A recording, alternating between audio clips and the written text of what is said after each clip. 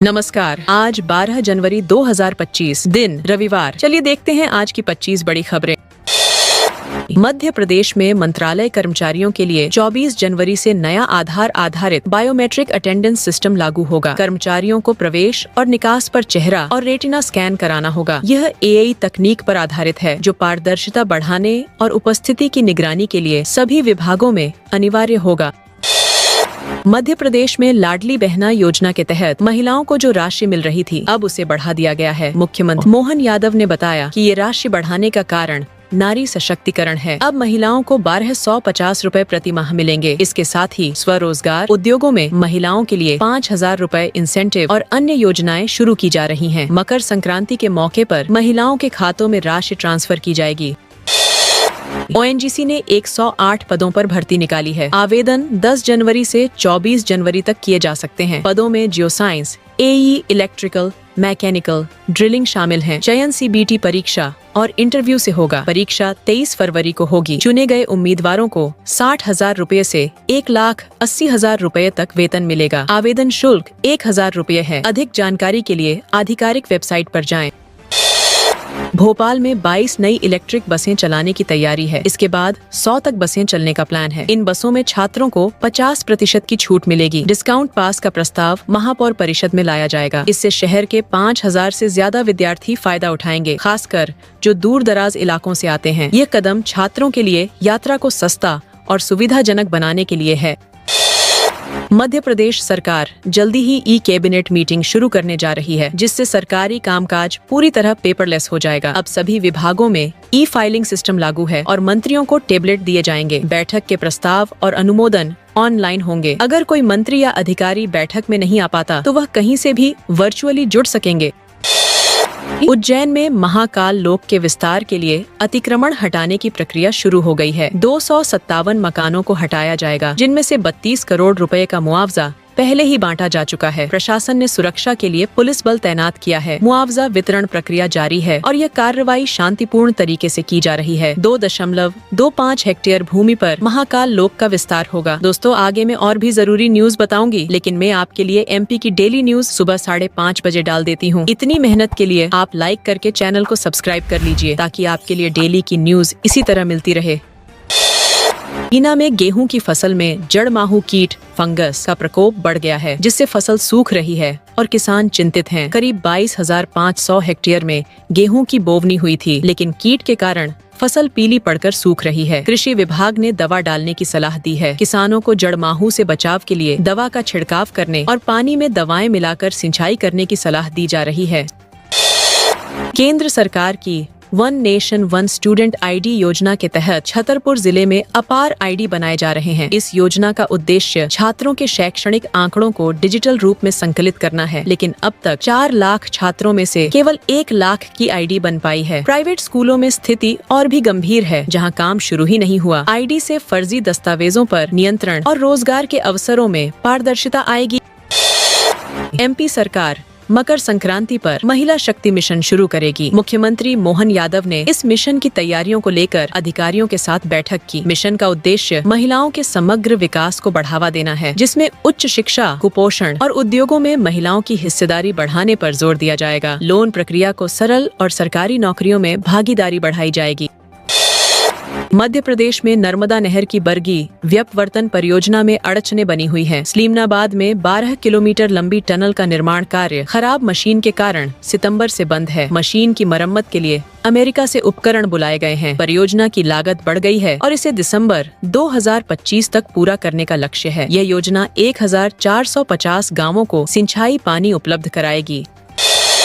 मध्य प्रदेश में एक बार फिर मौसम में बदलाव का अलर्ट जारी किया गया है। पश्चिमी विक्षोभ और चक्रवात के असर से प्रदेश के 25 जिलों में 11 और 12 जनवरी को बारिश की संभावना है। ग्वालियर, चंबल, रीवा, सागर और जबलपुर संभाग में बूंदाबांदी हो सकती है। इसके साथ ही बादल छाए रहने और ठंड से आंशिक राहत मिलने का अनुमान है। हालांकि 2-3 दिनों में कड़ाके की सर्दी लौट सकती है।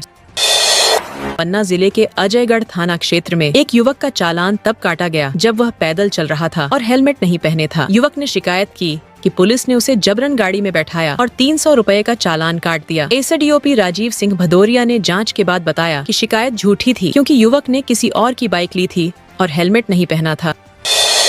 ग्वालियर की विशेष कोर्ट ने एक मामले में फैसला सुनाया है कि पति का पत्नी के साथ अप्राकृतिक यौन संबंध बनाना अपराध नहीं है। कोर्ट ने धारा 377 के तहत पति को क्लीन चिट दी। ये मामला पत्नी द्वारा पति पर शराब पीकर अप्राकृतिक कृत्य, मारपीट और दहेज की मांग का आरोप लगाने के बाद सामने आया था। हालांकि कोर्ट ने कहा कि अगर पति पत्नी के साथ ऐसा करता है तो इसे अपराध नहीं माना जा सकता। बाकी आरोपों पर ट्रायल जारी रहेगा।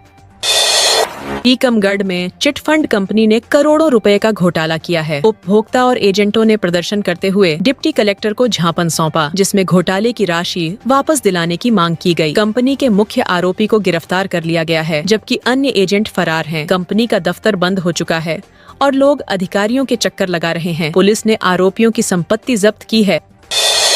इंदौर मेट्रोपॉलिटन रीजन IMR बनाने की तैयारी शुरू हो गई है। इसमें इंदौर, उज्जैन, देवास और धार जिलों को जोड़ा जाएगा। इन जिलों की सीमाओं को लेकर अभी चर्चा हो रही है और कुछ क्षेत्रों को बढ़ाया या घटाया जा सकता है। कंसल्टेंट कंपनी ने इन जिलों के 26 विभागों से डाटा मांगा है, लेकिन अभी तक कई विभागों से डाटा नहीं मिला है। IMR का प्लान 2051 के हिसाब से तैयार किया जा रहा है।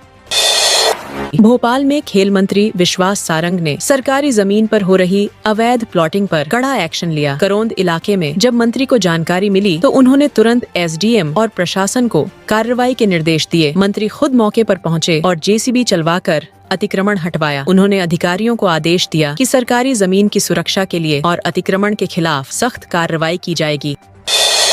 दमोह जिले में कॉलेज की युवतियों के गायब होने के मामले बढ़ गए हैं। पुलिस की जांच में यह खुलासा हुआ है कि एक गिरोह युवतियों को जॉब का झांसा देकर उन्हें महानगरों में भेजता है। इन युवतियों को वहां प्रताड़ित किया जाता है। हाल में गायब हुई कुछ युवतियों को पुलिस ने बरामद किया, जिन्होंने आरोप लगाया कि उन्हें धोखे से महानगर भेजा गया। ESP ने पुलिस को ऐसे मामलों में सतर्क रहने की हिदायत दी है। भोपाल के सेंट माइकल स्कूल में 11वीं के छात्र की बेरहमी से पिटाई की गई। शिक्षक अबान ने छात्र की जूतों और लातों से पिटाई की, जिससे छात्र के पैर जख्मी हो गए। शिकायत के बाद जिला शिक्षा विभाग ने जांच समिति गठित की है। छात्र के परिजनों ने बताया कि पिटाई से छात्र मानसिक आघात का शिकार हुआ है। मामले में स्कूल प्रबंधन से भी जानकारी ली जाएगी। सागर जिले के बंडा स्थित भाजपा के पूर्व विधायक हरवंश सिंह राठौर के बंगले पर आयकर विभाग के सर्वे के दौरान मगरमच्छ पाले जाने का खुलासा हुआ। इसके बाद वन विभाग की टीम ने राठौर के बंगले में स्थित तालाब से 2 मगरमच्छों का रेस्क्यू किया। 3 घंटे तक चले रेस्क्यू के बाद इन्हें डैम में छोड़ने की योजना है। राठौर परिवार का दावा है कि वे 50 से 60 साल से मगरमच्छ पाल रहे हैं। अनूपपुर जिले में अदानी समूह कोतमा के छतई और उमरदा में 18,000 करोड़ रुपए की लागत से थर्मल पावर प्रोजेक्ट शुरू करेगा। इस परियोजना के अलावा जिले में 21,000 करोड़ रुपए के निवेश के प्रस्ताव मिले हैं, जिसमें thermal power, solar power plant, cement grinding, hotel और पर्यटन शामिल हैं। इससे लगभग 5,000 लोगों को रोजगार मिलेगा और क्षेत्र का आर्थिक विकास होगा।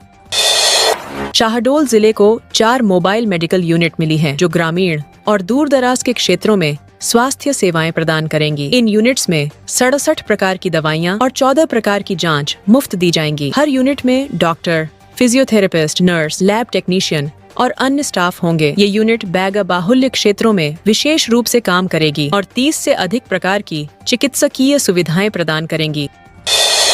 जबलपुर जिले में 196 स्कूलों में IT लैब बनाने का लक्ष्य था, लेकिन 73% स्कूलों में लैब नहीं बन पाई। इससे लगभग 7 लाख छात्रों को तकनीकी ज्ञान से वंचित रहना पड़ा। इस योजना को लागू करने के लिए 30 करोड़ रुपए खर्च किए जाने थे, लेकिन प्रशासनिक कमजोरियों और जगह की कमी के कारण कई स्कूलों में काम नहीं हो सका। 52 स्कूलों में ही लैब तैयार की जा सकी।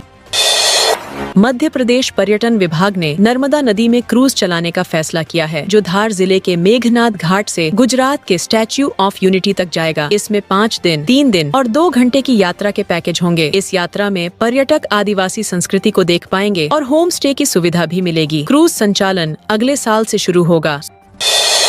ग्वालियर व्यापार मेले में गाड़ियों पर रोड टैक्स में 50% छूट का नोटिस अब तक जारी नहीं हुआ है। व्यापारी संघ ने अफसरों से मिलकर इसे जल्दी लागू करने की मांग की। मेला 25 फरवरी तक है, पर अब सिर्फ 46 दिन बचे हैं। मेले का उद्घाटन कब होगा ये भी अभी तय नहीं हुआ है। तो दोस्तों, ये थी आज की 25 बड़ी खबरें। आप नीचे सफेद बटन दबाकर सब्सक्राइब कर लीजिए, ताकि मैं जैसे ही वीडियो डालूं आपके मोबाइल पर जल्दी से नोटिफिकेशन आ जाए। ताकि मिलते हैं कल सुबह कल की ताज़ा जानकारियों के साथ। तब तक के लिए बहुत बहुत धन्यवाद।